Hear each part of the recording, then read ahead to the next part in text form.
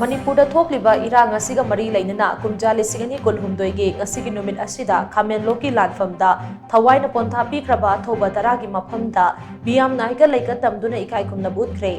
Thawramadu iramdam kanbalup ikal nasilaga Imphal East District ki manungjana leiba Nongsum Community Hall pangthokibani Khamenlokki lanfam anirak suba numit haina mingtholaga pangthokiba thawramaduda laikidraba thoba taragi photo da miyam naiga laika tamduna ikai kumna ba utkhi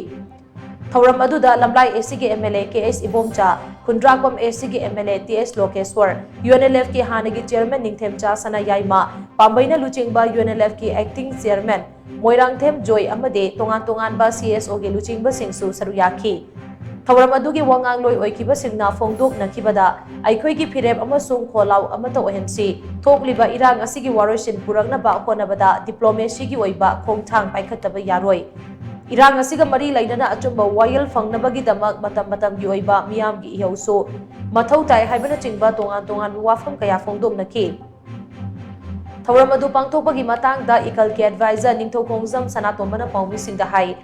Manipur gi irang asida kuki khulai paiba singna Nongsum khulda lan taba haurakpa numit aduda aikhoi gi khul ngakpa singna ngakthoknaba honabada kumjali singani kulhumdoi gi ngasigi numit asida Khamenlokta akanba lanfam ama thoki maduda Manipur gi apunba saktam ngaknabagi damak athauba tarana thawaina pontha pikhi thokriba thaudok adu ningsingba chumgani haibagi wakhalonda lamdam asigi CSO Maira Paibi amade khul ngakpa ichilinau singga khutsamnaraga Athauba taragi mafamda haika laika tambagi thawramasi pangthokpani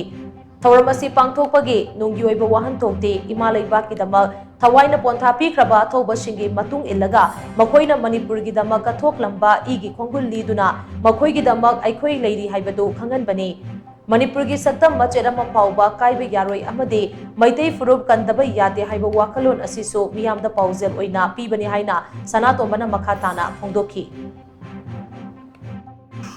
अदुगुमलबा कुकीसिंग अदुना अखोगी नोंगसुम हाइरिबा खुल असिदा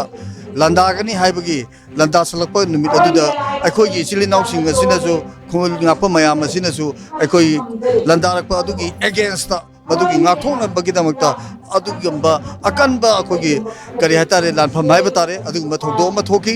अखोई इरेबा की दमकता लानमी अथौबा तराना थवाइना पोथा पिखिबा इमा लेबा की दमकता Thawaina pontha pigraba akogi athauba singje